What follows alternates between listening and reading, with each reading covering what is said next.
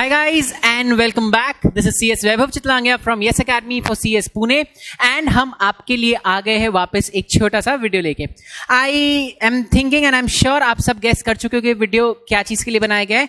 So आज that is 27th of December 2019 को CS Professional New Syllabus का Multidisciplinary Case Studies which is an open book subject उसका test हुआ था and I am making this video आज ही आपको एक सजेस्टेड सॉल्यूशंस देने के लिए. अभी 20 मिनट्स पहले ही मेरे हाथ में क्वेश्चन पेपर लगा and I was like let's make a video इस पे भी so that you know to the students who were there who took help of my notes or my video lectures or were there for my live batch or any other student who appeared for the exam उसको थोड़ा clarity मिले कि उनका exam actually गया कैसे है. Since it was an open book exam बहुत open book exam में आपसे कभी भी questions बहुत straight forward नहीं पूछे जाएंगे. Open book exams में आपका concept clarity, आपका creativity, how fast you can think on your feet, आप कितना आराम से कुछ वहीं पे दिए हुए चीज को पढ़ के उसका मीनिंग समझ के आंसर्स लिख सकते हो, ये सब चीज टेस्ट किया जाता है. एंड जैसे कि 2019 जून अटेम्प्ट का पेपर आया था जो कि फर्स्ट पेपर था इसका, हम लोग ने एक अजम्पशन लगा ही लिया था कि ये पेपर इस बार का भी कैसे आने वाला है. ठीक है, बिफोर स्टार्टिंग द वीडियो एक overview of the paper. The paper was on the easier side. बहुत ही ज्यादा प्रिडिक्टेबल पेपर था, बहुत ही ज्यादा सिंपल स्ट्रेट फॉरवर्ड, बिना कोई हुड पेज के, बिना कोई प्रॉब्लम का पेपर था. सो आप एक पेपर में कहीं किसी को भी आंसर्स खोजने में डिफिकल्टी तो जनरली नहीं आनी चाहिए होगी. हाँ, एक जो मेरे को स्टूडेंट्स ने बहुत बोला है कि प्रॉब्लम कहाँ है वो था कि पेपर बहुत लेंदी था. सो सी पेपर लेंदी था, I agree to that because there were 8 case laws, 4 questions plus 2 6 questions of case study. So total आपको 14 क्वेश्चंस अटेम्प्ट करने थे. बट देन अगर आपने इतने क्वेश्चंस देखा था पहले, तो आपने अगर टाइम ठीक से डिस्ट्रीब्यूट किया होगा तो आपका पेपर डेफिनेटली कंप्लीट हो गया होगा. Otherwise on the basis of the questions, the paper was extremely easy, extremely straightforward and extremely predictable. यहाँ पे आपको आराम से अच्छा स्कोर कर लेना चाहिए एंड बिकॉज ये एक ओपन बुक टेस्ट है यहाँ पे तो एक्स्ट्रा स्कोर करना बनता है, राइट? तो चलिए बिना किसी डीले के एक बार फटाक से अपने देख लेते हैं था क्या क्वेश्चन पेपर में आज के. ये आज का क्वेश्चन पेपर है जो मेरे हाथों लगा था. थोड़ा सा इसमें मार्किंग किया हुआ है but then let's ignore that. अपने देखते हैं क्वेश्चन पेपर का पहले क्या स्कीम था. ठीक है, तो आपका जो क्वेश्चन पेपर था आज का उसमें आपको क्वेश्चन नंबर 1 से लेके क्वेश्चन नंबर 8 तक पूछा गया था, क्वेश्चन नंबर 6 तक पूछा गया था. ठीक है, क्वेश्चन नंबर मार्क्स था 1 था 40 मार्क्स का जो कि प्रॉपर एक केस स्टडी था. ठीक है, ये केस स्टडीज के ऊपर बेस्ड था ये वाला क्वेश्चन जो था. ये जो क्वेश्चन नंबर 1 था ये आपके लिए 40 मार्क्स के लिए आया था. यहाँ पे 4 क्वेश्चन से 10 मार्क्स ईच के. ठीक है, एंड ये जो केस स्टडी आया था it was based solely on SWOT analysis. ठीक है, तो अगर आपने मेरा मैराथन लेक्चर देखा होगा या अगर आपने मेरे वीडियो लेक्चर्स लिए होंगे आपको ये चीज पता होगा कि हम कंटिन्यूसली इस बात पे बहुत एम्फसाइज किए थे कि SWOT एनालिसिस इस बार आने वाला है. बहुत ही प्रिडिक्टेबल था ये कि SWOT एनालिसिस आएगा एंड वही हुआ. बहुत ही इजी क्वेश्चन थे चारों एंड बहुत ही जनरल क्वेश्चन थे क्वेश्चन नंबर 1 के अंदर. ठीक है, इसके बाद क्वेश्चन नंबर 2 में 12 मार्क्स का था ये क्वेश्चन. इसमें 2 क्वेश्चन पूछे गए थे आपको 6 मार्क्स ईच के. ये दोनों क्वेश्चंस आपको केस स्टडीज था जो कि चैप्टर 1 से रिलेटेड था. ठीक है, फिर क्वेश्चन नंबर 3 आया था अगेन 12 मार्क्स के लिए. सेम यहां पे भी 2 क्वेश्चंस पूछे गए थे 6 मार्क्स ईच के लिए एंड यहां पे जो केसेस आए थे वो था चैप्टर नंबर 2 का एक केस एंड चैप्टर नंबर 3 का एक केस. फिर आते क्वेश्चन नंबर 4 पे. अगेन ये क्वेश्चन ये जो था ये 12 मार्क्स का था. यहां पे भी 2 क्वेश्चंस पूछे गए थे 6 मार्क्स ईच के लिए एंड दोनों केस लॉस थे. दोनों केस लॉस जो थे उसमें से एक था चैप्टर नंबर 4 से एंड एक था चैप्टर नंबर 5 से. ठीक है, चैप्टर फिर आते क्वेश्चन नंबर 5 के ऊपर. 5 अगेन 12 मार्क्स का था एंड यहां पे भी आपको 2 क्वेश्चंस पूछे गए थे 6 मार्क्स ईच के. ठीक है, ये दोनों जो केस लॉस ये भी केस लॉस ही थे एंड ये दोनों केस लॉस आपके चैप्टर 7 से पूछे गए थे. एंड लास्ट आता question number 6. Question number 6 was again case study based. यहां पे केस स्टडी से आपको 2 क्वेश्चंस पूछे गए थे 6 मार्क्स ईच के and it was for 12 marks in total.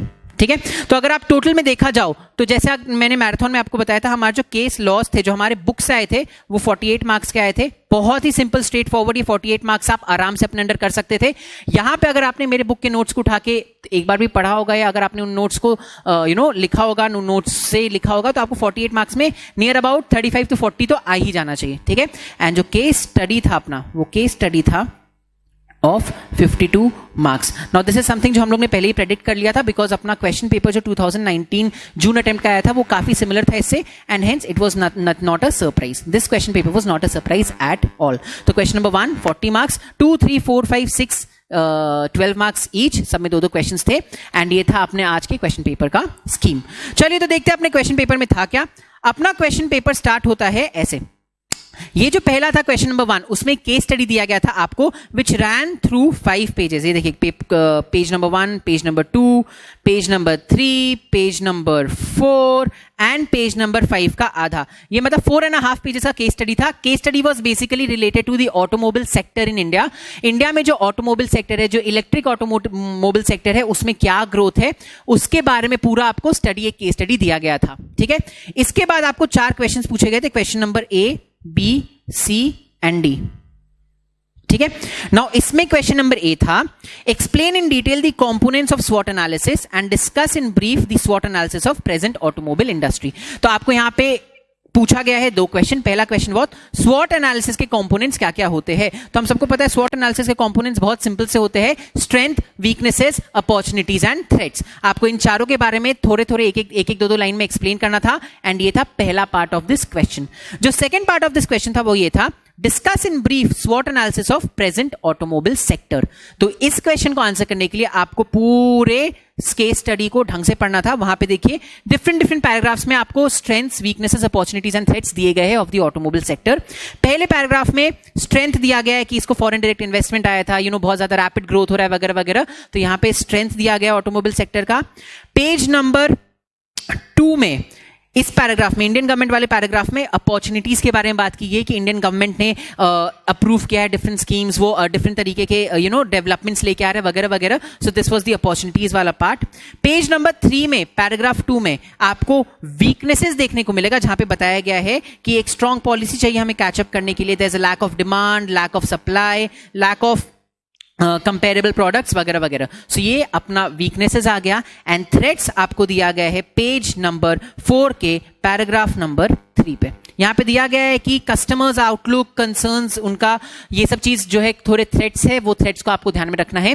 Please याद रखिएगा केवल ये एग्जॉस्टिव लिस्ट नहीं है. अगर आपको पूरे पैराग्राफ में, पूरे केस स्टडी में और भी कोई ऐसा पॉइंट लगता है जो कि स्ट्रेंथ है या वीकनेस है या अपॉर्चुनिटी या थ्रेट है, वो आप वहां लिख सकते थे. सो बेसिकली इस क्वेश्चन के थ्रू आपका सेंस ये इस बारे में जज किया जा रहा है कि आप कितना चीजों को पढ़ के इंस्टेंटली समझ के उनका मीनिंग निकाल सकते हो. ठीक है. तो यहां पे आपको 5 मार्क्स के लिए बताना था स्वॉट एनालिसिस क्या होता है, वो आपको हमारे नोट्स में मिल ही गया होगा. हमारे नोट्स में वो चीज दिया गया है. एंड उसके बाद आपको बताना था कि इस पर्टिकुलर पैसेज में strength, weaknesses, opportunity and threats आपको क्या दिखता है. ठीक है. It was a very easy question, very straight forward question. अगर आपने इस आंसर को थोड़ा भी ढंग से अटेम्प्ट किया तो आप 10 मार्क्स में से कम 5-6 एक्सपेक्ट कर सकते हो. Next is in a country like India, question number B.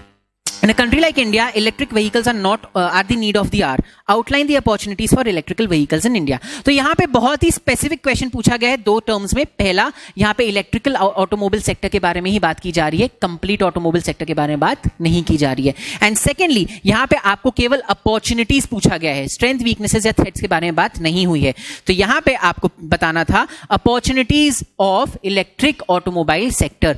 अगर आप वापस पैराग्राफ में जाओ अपने, तो आपको पेज नंबर 2 में दिखेगा, ऑटोमोबाइल सेक्टर से स्टार्ट होती है. यहां पे आपको rapid development in the field of electric mobility, इस पैराग्राफ में आपको opportunities for electric automobile sector start होता है यहां से. इसके बाद आप आगे पढ़ते जाओगे तो यहां पे भी आपको कई जगह इलेक्ट्रिक ऑटोमोबाइल सेक्टर का अपॉर्चुनिटीज बताया जाएगा. आप साथ, again I would like to repeat, it was a very generic question, very general question. ये पूरा जो 40 मार्क्स है, ये पूरा इस पे डिपेंड करता है कि आपने क्या पॉइंट्स लिखे हैं एंड आपने कितने अच्छे से अपने आंसर को रिप्रेजेंट किया है इन दी आंसर शीट. कुछ पॉइंट्स ऐसे थे जो examiners will definitely search for. कुछ पॉइंट्स ऐसे हैं जो आपको ऐसा लग सकता है कि है एक अपॉर्चुनिटी, मेरे को शायद लग सकता है नहीं अपॉर्चुनिटी. सो बेसिकली ये क्वेश्चन का मतलब था यहाँ पे आपको अपॉर्चुनिटीज लिखने थे ऑफ द ऑटोमोबाइल सेक्टर. ठीक है.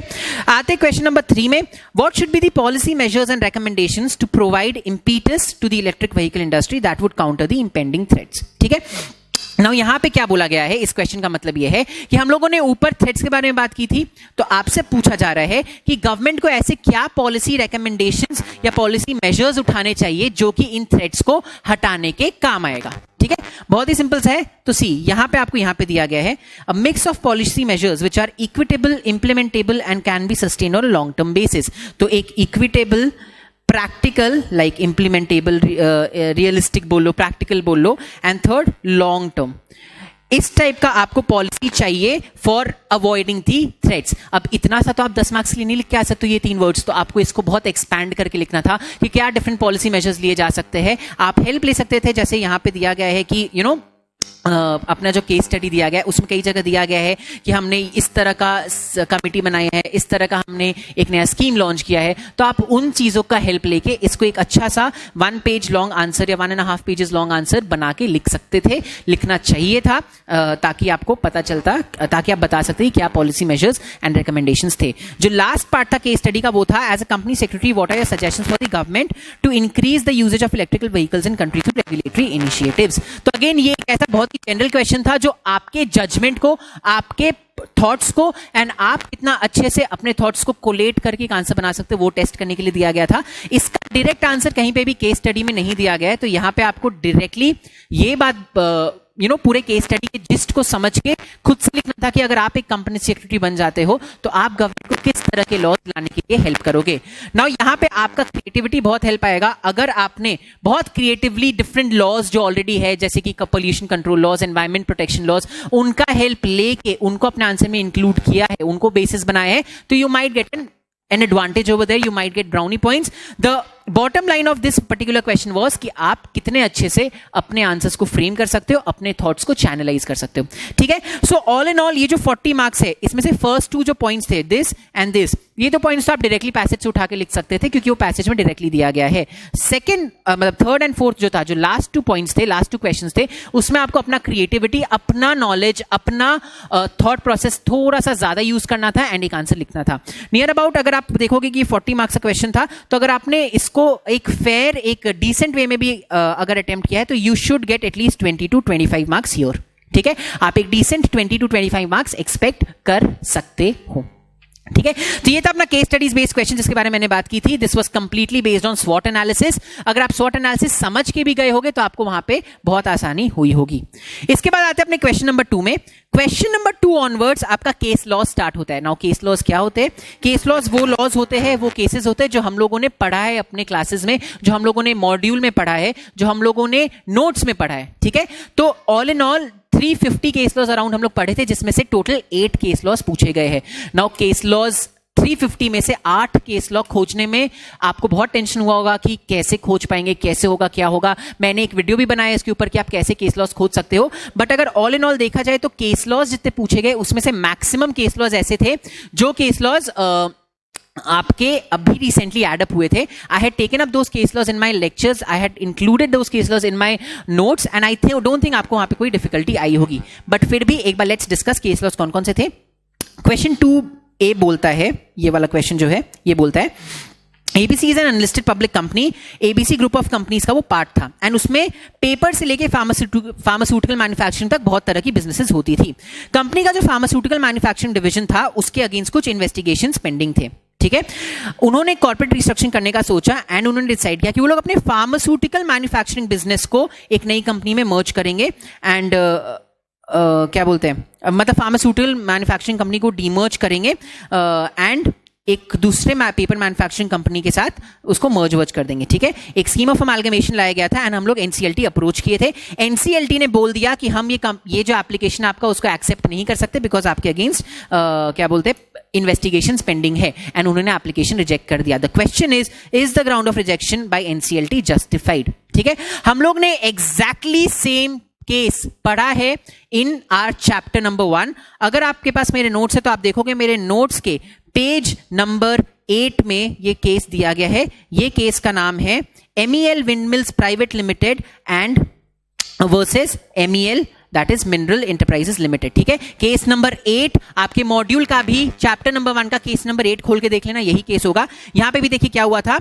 जो एपेलेंट है, कंपनी है, उन्होंने एक फर्स्ट मोशन पिटीशन एनसीएलटी के पास दी थी कि उनको मीटिंग करना था। एनसीएलटी ने सैंक्शन करने से मना कर दिया स्कीम को on the ground that issues मतलब क्या, कुछ इन्वेस्टिगेशंस पेंडिंग थे माइनिंग बिजनेस से रिलेटेड। कंपनी ने बोला कि भाई इन्वेस्टिगेशंस जो पेंडिंग थे वो माइनिंग बिजनेस वो स्टे कर दिए गए थे ऑलरेडी, एंड वो जो माइनिंग बिजनेस से रिलेटेड थे उससे हमारे मिनरल बिजनेस का कोई भी रिश्ता नाता नहीं था, वो दो अलग अलग डिपार्टमेंट्स थे, एंड हेंस आप हमें इसको अलाउ कर दो डीमर्जर को। ठीक है, कोर्ट ने डिसाइड किया था एमईएल विंडमिल्स के फेवर में, दैट इज कोर्ट ने अलाउ कर दिया था, अल्टीमेटली सुप्रीम कोर्ट ने अलाउ कर दिया था कि आप, because mining business and windmill business दो अलग अलग कंप्लीटली बिजनेस थे, एंड जो माइनिंग बिजनेस में इन्वेस्टिगेशन पेंडिंग था वो केवल माइनिंग बिजनेस तक ही रिलेटेड था, एंड इनका जो डीमर्जर हो रहा था वो विंडमिल बिजनेस से रिलेटेड हो रहा था, तो दोनों के बीच कोई रिश्ता नाता नहीं था। आप केवल बिकॉज इन्वेस्टिगेशन पेंडिंग था उस चक्कर में आप इनके स्कीम को रिजेक्ट नहीं कर सकते थे। सेम चीज अल्टीमेटली कोर्ट ने मैटर रिमांड कर दिया था एनसीएलटी के पास।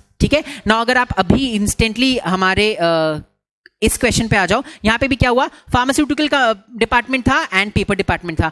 हमारे फार्मास्यूटिकल डिवीजन में इन्वेस्टिगेशन पेंडिंग था, बट हमें पेपर डिपार्टमेंट को डीमर्ज करना था। एनसीएलटी ने मना कर दिया। कोर्ट क्या बोलेगा, कोर्ट बोलेगा कि आपका जो ग्राउंड है वो जस्टिफाइड नहीं है, बिकॉज एक का इन्वेस्टिगेशन दूसरे को एकदम फर्क नहीं पड़ता है, हेंस आप ये ग्राउंड पे रिजेक्ट नहीं कर सकते थे स्कीम ऑफ अमालगमेशन को, and the matter will be remanded back to the NCLT. Hence the ground was not justified. The answer is the ground of rejection was not justified. I hope आप लोग ने ये answer लिख दिया होगा। इस answer को लिखना का सही तरीका ऐसा होता, आप पहले ये पूरा फार्मास्यूटिकल एंड पेपर वाला फैक्ट समझाते, फिर आप लिखते these facts are similar to the facts of the case of MEL Windmills Private Limited versus MEL Windmills Private Limited versus Mineral Enterprises Limited, which was decided by the NCLAT. In the instant case, the court held that, फिर आप ये principles लिख सकते थे, and ultimately ये लिखते कि as a conclusion the court remanded the matter back to the NCLT. Therefore in the instant case also applying the above principles, the ground for rejection of NCLT will not be held to be justified. बहुत ही simple straightforward answer था ये। ठीक है, और हम लोग ने इसको बहुत अच्छे से डिस्कस किया था, ये मेरे मैराथन नोट्स में भी था। मैराथन नोट्स में I had taken out half the case laws, जिसमें मैंने बोला था कि जो केस लॉज मेरे हिसाब से इंपॉर्टेंट है, this was a case law जो प्रेजेंट था मेरे मैराथन नोट्स में।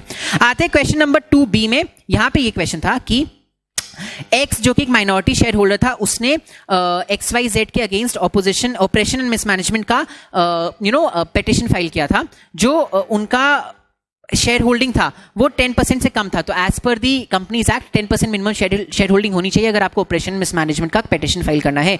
यहां केस में एक्स एंड उसने जिसके साथ मिलकर भी फाइल किया था उनका मिला के 10% से कम था, लेकिन एनसीएलटी ने उनको वेवर दे दिया। ठीक है, एनसीएलटी ने बोला कोई बात नहीं, हम वेवर दे रहे हैं, आप फिर भी अपना पिटीशन फाइल करो। कंपनी ने इसी चीज को चैलेंज किया है इन दी एनक्लैट अपील में। क्वेश्चन इज, क्या ये अपील वैलिड रहेगा?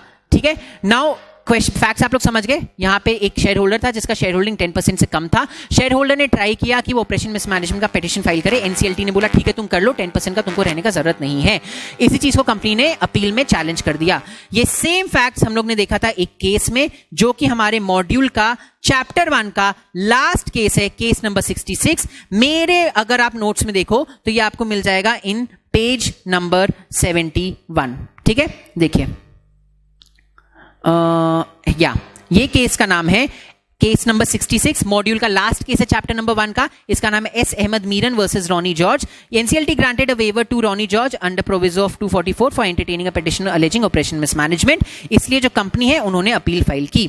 ठीक है, यहां पे क्या होल्ड किया गया कि petition needs to show exceptional circumstances in order to take advantage of the said proviso, and इस केस में कोई exceptional circumstances नहीं थे, hence the court held that no waiver could be granted to the respondent। आप कोई भी waiver ऐसे ही grant नहीं कर सकते हो, आपको exceptional circumstances दिखाने पड़ते हैं अगर आपको waiver grant करना है। अगर आप सेम चीज देखो हमारे particular question में, तो यहाँ पे भी कोई exceptional circumstances नहीं थे, तो आंसर क्या होगा? अपील में एनक्लैट बोलेगा कि आपका अपील वैलिड है, आप ये वेवर ग्रांट नहीं कर सकते थे, एनसीएलटी वेवर ग्रांट नहीं कर सकता था क्योंकि एक भी एक्सेप्शनल सर्कमस्टेंस यहां पे नहीं दिखाया गया था। बहुत ही स्ट्रेट फॉरवर्ड क्वेश्चन था। अब आते हैं अपने क्वेश्चन नंबर 3 के ऊपर। क्वेश्चन नंबर 3 का जो पार्ट ए है उसमें पूछा गया था, N was a senior official of Zeta limited, he was convicted for insider trading and manipulation of share prices, the adjudicating officer levied penalty and उसके लिए रिकवरी ऑफिसर ने रिकवरी सर्टिफिकेट इशू कर दिया था जिसमें उन्होंने इंटरेस्ट ऑन पेनल्टी भी लगाया था। तो एक बंदा था एन जिसको सेबी के किसी वायलेशन के लिए हम लोगों ने पेनल्टी पेनलाइज कर दिया था। रिकवरी ऑफिसर के पास जब पेनल्टी रिकवर करने का चांस आया तो उन्होंने पेनल्टी के ऊपर इंटरेस्ट भी लेवी कर लिया। ठीक है, द क्वेश्चन इज, क्या रिकवरी ऑफिसर अपने मन से इंटरेस्ट लेवी कर सकता है पेनल्टी पे जब सेबी ने इसके बारे में कोई बात नहीं की अपने ऑर्डर में? ठीक है, सेबी ने अपने ऑर्डर में लिखा था केवल पेनल्टी लगेगा, रिकवरी ऑफिसर ने खुद से उसके ऊपर इंटरेस्ट लगा दिया, तो क्या रिकवरी ऑफिसर खुद से इंटरेस्ट लगा सकता है पेनल्टी पे? हम लोगों ने सेम क्वेश्चन चैप्टर नंबर 2 के केस नंबर 2 में देखा था। आप अगर देखो तो मेरे नोट्स के पेज नंबर 75 पे केस दिया गया है, केस नंबर 2 मॉड्यूल का भी चैप्टर 2 का केस नंबर 2 है ये, PVP global ventures limited versus SEBI. यहां पे एडजुडिकेटिंग ऑफिसर ने सर्टेन अमाउंट पेनल्टी लगाया था ऑन दी पर्सन। ठीक है, रिकवरी ऑफिसर ने रिकवरी सर्टिफिकेट इशू किया था, उसने इंटरेस्ट ऑफ पेनल्टी लगा दिया था on that recovery certificate, interest on penalty भी चार्ज किया था। इसी चीज को अपील में चैलेंज किया गया था। कोर्ट ने सेबी के ही फेवर में डिसाइड किया। कोर्ट ने बोला कि सेबी में जो रिकवरी का पूरा प्रोसीजर फॉलो किया जाता है वो हम इनकम टैक्स एक्ट के हिसाब से फॉलो करते हैं, income tax act 1961। Income tax act में ये पार्ट दिया गया है कि वो क्या बोलते हैं, दे कैन लेवी इंटरेस्ट अगर पेनल्टी देने में लेट हो रहा होता है। देयरफॉर कोर्ट ने होल्ड किया था कि इस केस में इंटरेस्ट वाज राइटली लेवीड। तो आप सेम चीज इस केस में भी लगाओगे, सेम इस केस में आप चैप्टर 2 का केस नंबर 2 इसका आप सेम लॉजिक सेम प्रिंसिपल इस क्वेश्चन में लगाओगे एंड यहां पे भी आप होल्ड करोगे कि N's argument is not tenable because recovery officer को ये राइट दिया गया है कि वो पेनल्टी पे इंटरेस्ट चार्ज कर सके। ठीक है, बहुत इजी क्वेश्चन था ये।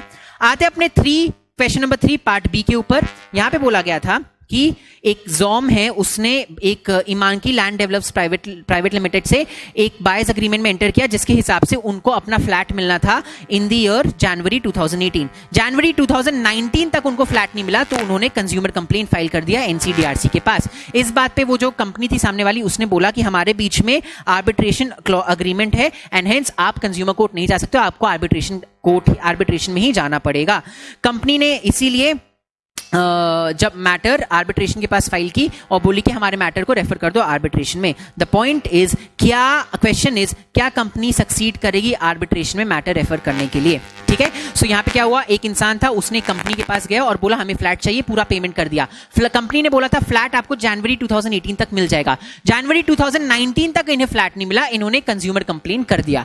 यहां पे कंपनी आई और बोली हमारे बीच में जो एग्रीमेंट हुआ था उसमें आर्बिट्रेशन क्लॉज था, हेंस आप कंज्यूमर कंप्लेन नहीं कर सकते बिकॉज आर्बिट्रेशन क्लॉज होता है तो आपको आर्बिट्रेशन में ही जाना पड़ता है। तो क्वेश्चन इज, क्या आर्बिट्रेशन में जाना कंपलसरी था to that person? Same case हम लोग ने देखा था चैप्टर नंबर 3 के केस नंबर 1 में।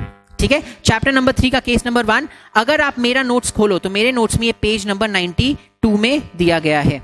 इस केस का नाम है MRMGF land limited versus Aftab Singh. ये रिसेंटली ऐड किया गया था एंड 2018 ये का ही पिटिशन था। यहां पे देखिए वही हुआ था, बायर्स एग्रीमेंट ये लोग एंटर किए थे जिसमें आर्बिट्रेशन क्लॉज था। ठीक है, बहुत डिले हो रहा था handling of possession of property में, इसीलिए जो इंसान था उसने एनसीडीआरसी में कंप्लेन फाइल कर दिया था। पिटिशनर ने बोला कि आप एनसीडीआरसी में कंप्लेन फाइल नहीं कर सकते, उन्होंने बोला आर्बिट्रेशन में जाना पड़ेगा। सो द क्वेश्चन इज, क्या आप आर्बिट्रेशन में जाना जरूरी था? क्या वो इंसान एनसीडीआरसी नहीं जा सकता था?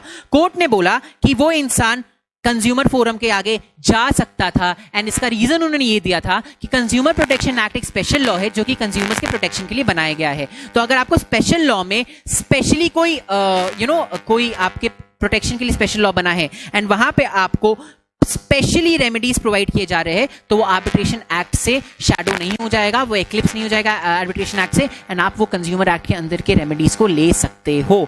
This was decided and hence it was decided कि वो जो कंज्यूमर था, वो जो फ्लैट बायर था, वो एनसीडीआरसी के पास जा सकता था इररेस्पेक्टिव ऑफ द फैक्ट कि वहां पे आर्बिट्रेशन क्लॉज था। आपको हो सकता है यहाँ पे कंफ्यूजन हुआ होगा आर्बिट्रेशन देख के, बिकॉज हम जनरल प्रिंसिपल ये फॉलो करते हैं कि आर्बिट्रेशन क्लॉज अगर होता है तो आप कोर्ट्स नहीं जा सकते, but NCDRC is not a court, it's a commission and hence यहाँ पे सुप्रीम कोर्ट ने ये होल्ड किया था कि आप एनसीडीआरसी जा सकते हो because it's a special law जो आपके प्रोटेक्शन के लिए बनाया गया है. So the question is, so the answer will be no, the company will not be successful in having arbitration the said matter because the petitioner had a right to go to the NCDRC. समझा आप सबको? ठीक है, बहुत easy था ये वाला जो अपना ये दोनों केसेस भी, केस क्वेश्चन नंबर 3 का केस नंबर ए, ये भी मेरे मैराथन नोट्स में प्रोवाइडेड था, मैंने मैराथन में भी कवर किया था इसको, एंड क्वेश्चन नंबर बी को भी मैंने मैराथन में कवर किया था. So basically I had kind of already thought that these cases were important and luckily let's say it's a matter of chance कि ये cases भी आपसे पूछ लिया गया. Next is question number 4 का पार्ट ए. क्वेश्चन नंबर 4 का part A में बेसिकली आपसे पूरा फैक्ट्स दिया गया है, नीचे बोला गया है companies of the view that IBC does not have constitution validity and it appealed in the court of law. So basically यहां पे बोला गया है कि बिकॉज ऑफ सम रीजंस एक कंपनी के अगेंस्ट आईबीसी के अंडर प्रोसीडिंग स्टार्ट कर दिए गए थे, तो कंपनी कोर्ट्स पहुंच गई बोल के नहीं आईबीसी वैलिड नहीं है, कॉन्स्टिट्यूशनली इनवैलिड है. आप बताओ क्या होगा इसमें. तो हम लोगों ने चैप्टर नंबर 4 का केस नंबर 3 पढ़ा था, जो हमारे आपके मॉड्यूल में चैप्टर नंबर 4 का केस नंबर 3 है. मेरे नोट्स में ये है पेज नंबर 154 पे. ठीक है, तो अगर आप ये देखो तो यहां पे आपको दिख जाएगा, ये रहा पेज नंबर 154 और ये रहा case number 3, Swiss ribbons private limited versus union of India. यहां पे पिटिशनर्स ने इंसॉल्वेंसी एंड बैंक्रप्सी कोड के वैलिडिटी को चैलेंज किया था. कोर्ट ने क्या होल्ड किया? कोर्ट ने होल्ड किया कि insolvency and bankruptcy code is constitutionally valid and उसके लिए उन्होंने ये सारे रीजन दिए. उन्होंने बोला कि जो वर्किंग ऑफ द कोड ये मॉनिटर किया जा रहा है सेंट्रल गवर्नमेंट से बाय वे ऑफ कमिटीज, जो बार बार रिकमेंडेशंस दे रही है जिसकी वजह से हम अमेंडमेंट्स लेके आ रहे हैं.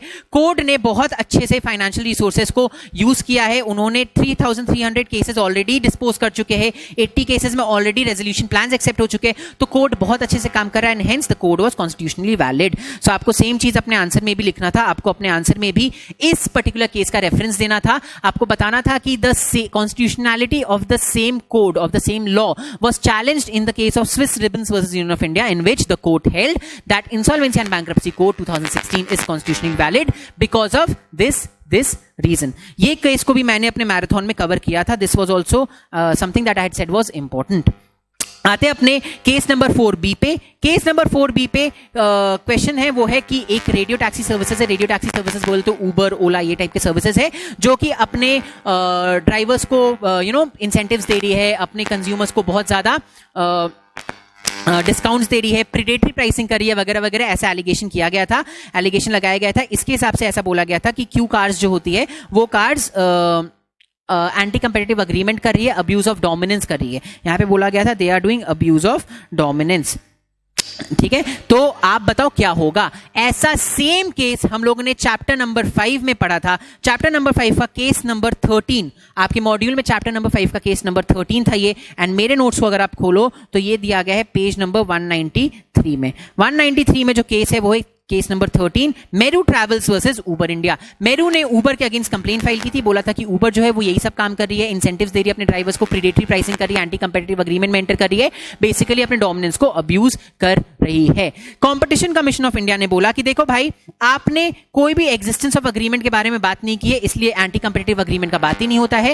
एंड अगर अब्यूज ऑफ डोमिनेंस में हो तो सबसे पहले अपने को देखना पड़ता है डोमिनेंस है कि नहीं. उन्होंने बोला था कि यहाँ पे उबर के सामने ओला खड़ी है एंड दोनों का कॉम्पिटिशन इक्वल लेवल पे चल रहा है, हेंस उबर डोमिनेंट है ऐसा हम नहीं बोल सकते, हेंस अब्यूज ऑफ डोमिनेंस हो ही नहीं सकता. सो कोर्ट ने होल्ड किया कि OP had not violated any of the provisions of the competition act. आपको सेम चीज इसमें लगाना था. आपको पहले इसके फैक्ट्स अच्छे से एक्सप्लेन करने थे, फिर लिखना था the same facts were dealt with by the competition commission of India in the case of Meru travels versus Uber India, जहां पे उन्होंने होल्ड किया कि Uber was neither a dominant player nor there was any existence of agreement, hence the provisions of the competition act was not violated. In the instant case also we can see that Q cars does not enjoy any kind of dominance position, hence there is no abuse of dominance and there is no existence of agreement, therefore there is no anti-competitive agreement, hence Q car has not violated the provisions of the Competition Act 2002. बहुत ही सीधा, बहुत ही straight forward question था ये, जो कि आप बहुत ही आसानी से डील कर चुके होंगे. ये भी अगेन अगर आप बोलो तो मेरे मैराथन में मैंने कवर किया था. This again I had said was something which was very important. आते अपने केस नंबर क्वेश्चन नंबर 5 पे. 5A यहाँ पे एक चार्टर्ड अकाउंटेंट के अगेंस्ट केस हुआ था। यहाँ पे ऐसा बोला गया था कि स्टैट्यूटरी ऑडिटर आपकी कंपनी का है, उसने 1000 शेयर्स अपने नाम पे ट्रांसफर कर लिए हैं, लेकिन ये हमें अल्टीमेटली हमने रिजॉल्व कर लिया एंड सेटल कर लिया था, ठीक है। लेकिन रिजॉल्व करने के पहले हमने इंफॉर्मेशन दे दिया था आईसीएआई को। आईसीएआई ने उनके अगेंस्ट disciplinary action लिया। They found that the conduct of the chartered accountant was derogatory and उन्हें अदर मिसकंडक्ट के लिए होल्ड किया गया था। उन्होंने ऑडिटर को रोल से निकाल दिया था for period of 6 months. 6 months के लिए उन्होंने ऑडिटर को मिसकंडक्ट के लिए बार कर दिया था, सस्पेंड कर दिया था। ऑडिटर ने इसी के अगेंस्ट अपील किया है, क्या होगा। सेम केस हम देखे थे चैप्टर नंबर 7 में। चैप्टर नंबर 7 का लास्ट केस जो है, चैप्टर नंबर 7 का last case, that is case number 35। उसको अगर आप खोलोगे मेरे नोट्स में वो दिया गया है ऑन पेज नंबर 295, ठीक है। मेरे केस में इसमें दिया गया ऑन पेज नंबर 295। ये लास्ट केस है चैप्टर नंबर 7 का, case number 35, council of ICAI versus Gurvinder Singh. Same चीज हुआ था कि उन्होंने 100 शेयर्स अपने नाम पे ट्रांसफर कर दिए थे, लेकिन बाद में वो सेटल कर लिया गया था। डिसिप्लिनरी कमेटी ने केस लिया था, उन्होंने फाइंड किया कि अदर मिसकंडक्ट के लिए गिल्टी है एंड उन्होंने उसको रोल से निकाल दिया गया था। यहां पे बोला गया कि जो ये एक्शन लिया गया था वो action was correct, action was absolutely alright. अगर कोई चार्टर्ड अकाउंटेंट जिसको हम फिड्यूशरी रिस्पॉन्सिबिलिटी, जिसके ऊपर एथिकल रिस्पॉन्सिबिलिटी, प्रोफेशनल रिस्पॉन्सिबिलिटी है कि वो ऐसा हरकत ना करे, वो ऐसा हरकत करता है तो आप उनके अगेंस्ट एक्शन ले सकते हो। And hence the action taken by the ICAI was absolutely correct and justified. Hence इसमें आप बोलोगे कि no, the auditor will not succeed because the act of the council of ICAI was held to be completely valid, ठीक है। बहुत ही simple straightforward answer था। Next is case number 5B। यहां पे बोला गया था कि एक केरला बेस्ड कंपनी थी जिनका एक यूनिट था सालेम में, दैट इज इन तमिलनाडु। तो एक कंपनी है जो केरला में है लेकिन उनका एक यूनिट है तमिलनाडु में, ठीक है। तमिलनाडु वाली यूनिट सिक हो गई, उनको अपने वेजेस देने का वो नहीं दे पा रहे थे। उन लोगों ने जो तमिलनाडु वाले लोग थे, उन लेबर्स ने लेबर कोर्ट को अप्रोच किया, लेबर कोर्ट ने उनके फेवर में ऑर्डर पास कर दिया। साइमल्टेनियसली केरला में जहां पे उनका मेन ऑफिस था, वहां पे कुछ बैंक से उन्होंने लोन लिया था, बैंक से प्रोसीडिंग स्टार्ट किए एंड बैंक के फेवर में आ गया सारा जजमेंट एंड बैंक से वहां के प्रॉपर्टीज अटैच करने लग गए। तो जब तमिलनाडु वाले लेबर्स को ये बात पता चला, तमिलनाडु वाले लेबर्स तमिलनाडु में ही एक कोर्ट में गए to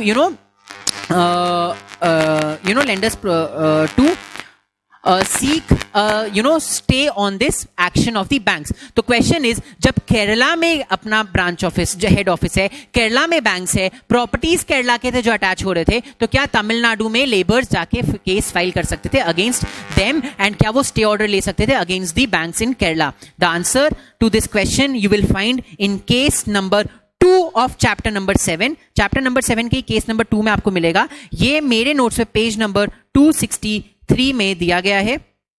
C cement workers Mandal versus global cements limited and others. यहां पे भी सेम चीज हुआ था। यहां पे कोर्ट ने होल्ड किया कि yes the court has jurisdiction because labours वहीं के थे। यहां पे Gujarat and I think Gujarat and Maharashtra के बीच में था, गुजरात एंड कलकत्ता के बीच में था। तो कलकत्ता में ब्रांच ऑफिस था, कलकत्ता में बैंक्स थे, कलकत्ता में प्रॉपर्टीज थी एंड गुजरात में यूनिट था जो सिक हो गया था एंड लेबर्स गुजरात के थे। तो लेबर्स गुजरात हाई कोर्ट में ही गए थे कलकत्ता वाले बैंक से अगेंस्ट स्टे ऑर्डर लेने के लिए। तो यहां पे ऐसा होल्ड किया सुप्रीम कोर्ट कि गुजरात हाई कोर्ट के पास ज्यूरिसडिक्शन था बिकॉज लेबर्स वहीं के थे एंड फैक्ट्री उनकी वहीं पे थी, सारी चीज वहीं पे था। तो एक कॉज ऑफ एक्शन गुजरात में भी स्टार्ट हुआ था। सेम वे अगर आप इस केस में देखो तो सालेम में, दैट इज इन तमिलनाडु में, उनका फैक्ट्री था। तमिलनाडु में लोगों ने काम किया था, तमिलनाडु में डिस्प्यूट अराइज हुआ था, लेबर कोर्ट तमिलनाडु में था। Hence Tamil Nadu that is Chennai high court के पास ये पार था।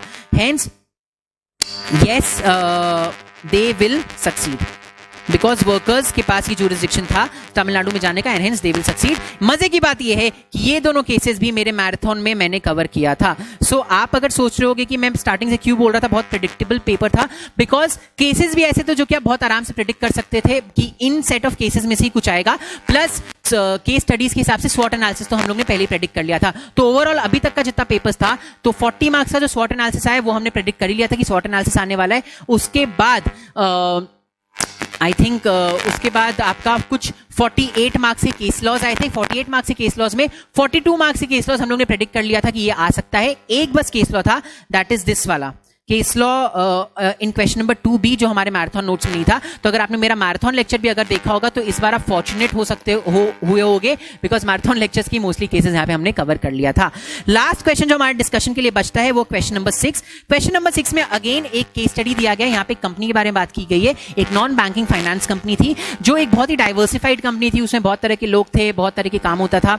देन पूरा बताया गया है कि वहां पे किस तरह का सेटअप था पूरा, वहां पे किस तरह के डायरेक्टर्स थे, किस तरह के मेंबर्स थे, किस तरह के लोन्स दिए जाते थे वगैरह वगैरह। आगे जाके ये बताया गया आपको कि वहां पे एक बंदे ने एक बार विसल ब्लो किया था, वहां पे बताया था एक बंदे ने कि कुछ गड़बड़ चल रहा है, लेकिन उसको शांत करा दिया गया था। वो एम्प्लॉय था, उसको बोला गया था तुम ज्यादा बोलोगे तो तुमको हम कंपनी से निकाल देंगे।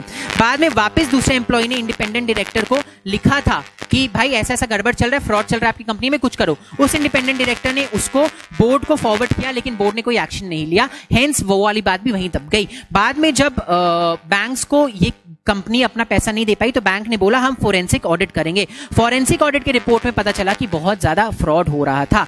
ये पूरा केस स्टडी था। आपको 2 क्वेश्चंस पूछे गए थे इसमें। पहला, what is the role of independent directors and audit committee for effective oversight of whistle blower complaints. ठीक है, यहां पे आपको एक बहुत ही general company law, securities law का क्वेश्चन पूछा गया है, गवर्नेंस का पूछा गया है, एथिक्स का पूछा गया है कि एक इंडिपेंडेंट डायरेक्टर एंड एक ऑडिट कमिटी के ऊपर क्या रिस्पॉन्सिबिलिटी है विसल ब्लोअर पॉलिसी को लेके। तो ये हम लोग बहुत पहले से पढ़ता है, हमें वही इसमें लिखना था नॉर्मल, जो यहाँ पे कहीं नहीं दिया गया, या आपको अपना नॉलेज यूज करके लिखना था कि जो ऑडिट कमिटी होती है उसका चेयरमैन हमेशा होता है एक इंडिपेंडेंट डायरेक्टर। कोई भी इंसान को अगर विसल ब्लोअर बनना होता है या विसल ब्लो करना होता है तो उसको डायरेक्ट एक्सेस मिलता है टू दिस इंडिपेंडेंट डायरेक्टर। अगर आप एक बार इस इंडिपेंडेंट डायरेक्टर के पास जाओ और अपना कंप्लेन फाइल करो, ये रिस्पॉन्सिबिलिटी इंडिपेंडेंट डायरेक्टर की होती है कि वो बोर्ड ऑफ डायरेक्टर्स को ये इंफॉर्मेशन फॉरवर्ड करे by keeping your name, the name of the whistle blower anonymous. फिर उसका काम होता है कि वो देखे कि बोर्ड ऑफ डायरेक्टर्स इन सारी चीजों को इन सारी चीजों पर ध्यान दे रहा है, and you know there is a proper action which is taken against such complaints. ठीक है, तो यहाँ पे आपको पूरा जनरल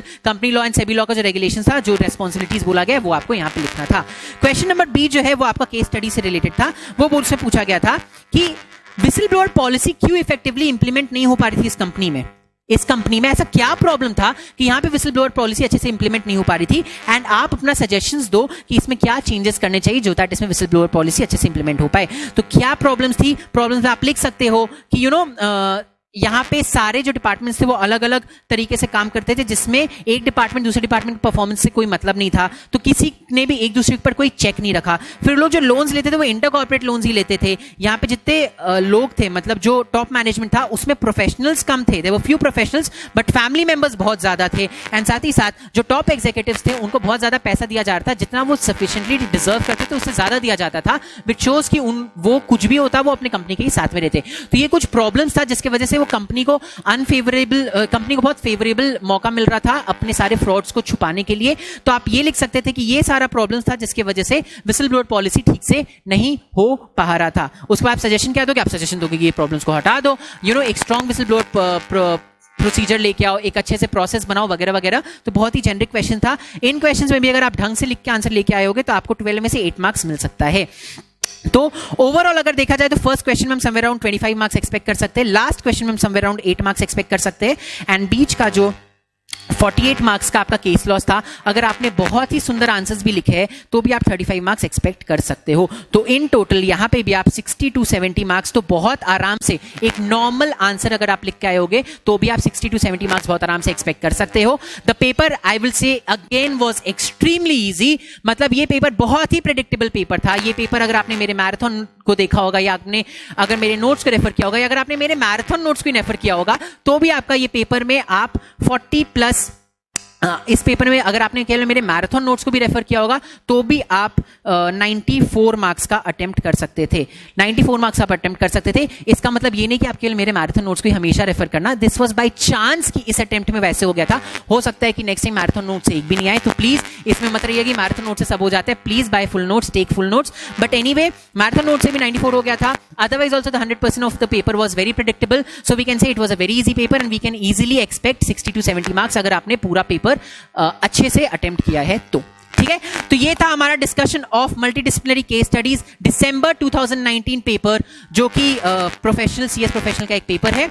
बहुत ही इजी पेपर था, बहुत ही आराम से डुएबल था। आई होप आपने भी जितनी आसानी से मैंने एक्सप्लेन किया उतनी आसानी से ही पेपर अटेम्प्ट किया होगा। अगर नहीं भी किया होगा तो टेंशन मत लीजिए, वी कैन एक्सपेक्ट कि कंपनी थोड़ा company will be a little the institute will be a little lenient with the case studies वाला पार्ट, बिकॉज वो बहुत ही नया पार्ट है सीएस स्टूडेंट्स के लिए, but otherwise I am pretty sure आपका एग्जाम अच्छा गया होगा। इसी के साथ आज का ये वीडियो करते हैं हम खत्म। आप सबका बहुत बहुत धन्यवाद इस वीडियो को देखने के लिए। आई होप आप इस वीडियो के बाद बहुत खुश हो गए अपना आंसर्स जान के।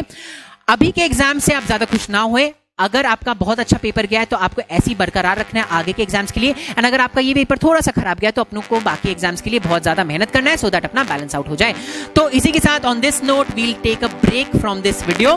तब तक के लिए हंसते रहिए, खुश रहिए, पढ़ते रहिए, एंड धन्यवाद। This is CS Vaibhav Chitlangia signing off from this video. Thanks a lot.